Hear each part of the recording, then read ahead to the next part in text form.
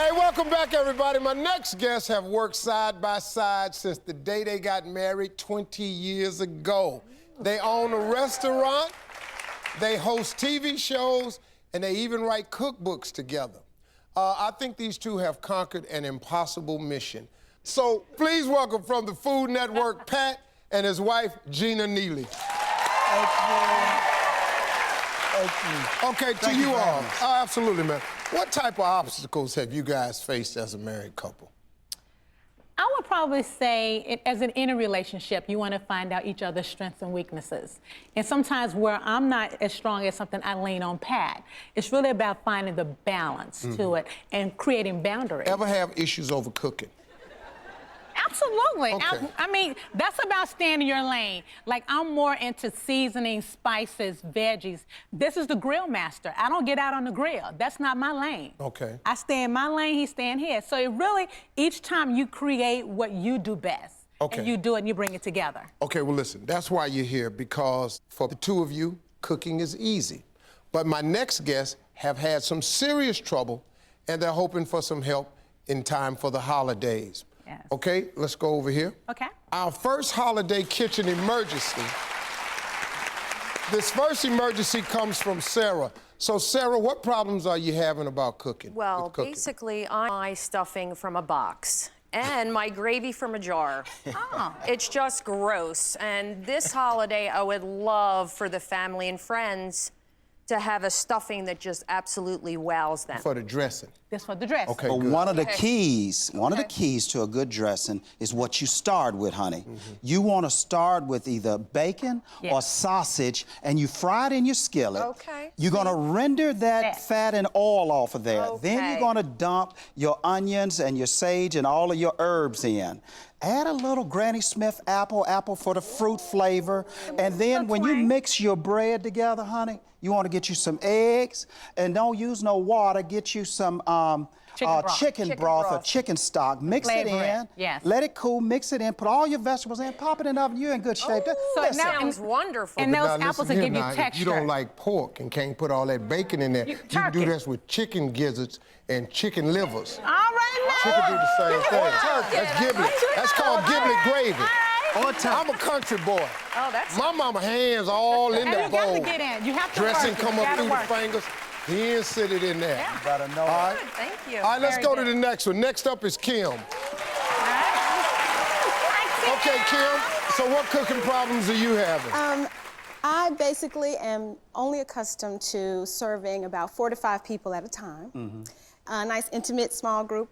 However, this year, my and my husband's large family will be coming to our home, and Sister really needs some help on how to organize a fabulous holiday celebration for a large group of people. All right, let me ask you this question, Kim. How many people are coming?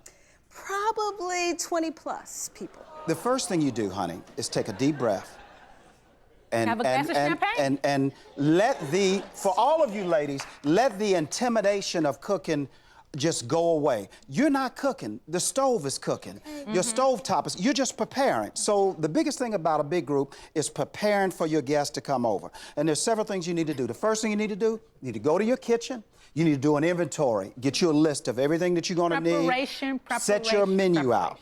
Then the second thing that you can do is you can start to prep early. Your veggies, your celery, and your carrots, cut them early, put them in bags. Also create a variety. Yes. Like we'll do a smoked turkey and a ham because we got folks in our family like Steve, ain't trying to eat no ham, so we got a turkey there for him. So create variety, have vegetables, but prep early. And use mushrooms in case somebody comes who don't eat meat. That way you'll have listen something to for me. everybody. Listen to me. All this, I agree with what all they saying. If you can't handle all this here, because you look a little nervous right now, because you ain't never had but 4 or 5 people, now you got 25 people coming to your house. Yes. We call that potluck. Everybody bring a dish. No.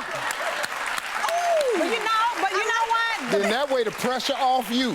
You don't like the dressing? Hell, I didn't make it. Now, hey, you don't like the yams? Claudine made the yams.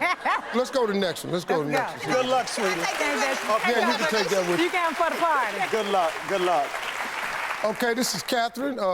Catherine, what seems to be your cooking problem? My cooking problem is last year I made this awesome cheesecake, at least so I thought it was going to be. I burnt it, trying to find a way to perfect my cheesecake this upcoming holiday. Basically, my family members took a bite and kind of tossed it in the garbage, so I need help this year. So first off, what you're doing, you're not breaking down your crust enough. Okay. And I would say take a small food processor, use warm butter, and the first key is you want everything room temperature because it helps it bind together. Stop, Steve. Okay. Can't she just buy the crust already? Steve, it's gonna be homemade. Trying to help her right now. So once you, She don't know about breaking the once you crust do all down, that, wasting Pat, your sweetie, time step around, talking put All right, water so in there. listen. Do you have any idea what a water bath is? No? Steve, do Okay. you know what a water bath is? Take them all the time. I love you. Okay. Listen, baby, the first thing So- you want to... Go ahead, sweetie, tell her. The water bath, you want to put this in the oven. That's enough, babe. You don't want to take it too hot.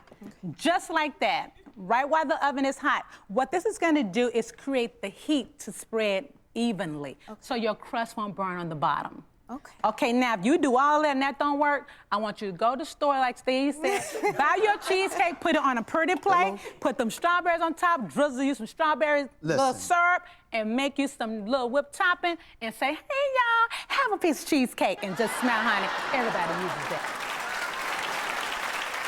I want to say thank you to Pat and Jeannie. They got a great show. The Neely Celebration Cookbook is in bookstores now. And be sure to check out Down Home with the Neelys.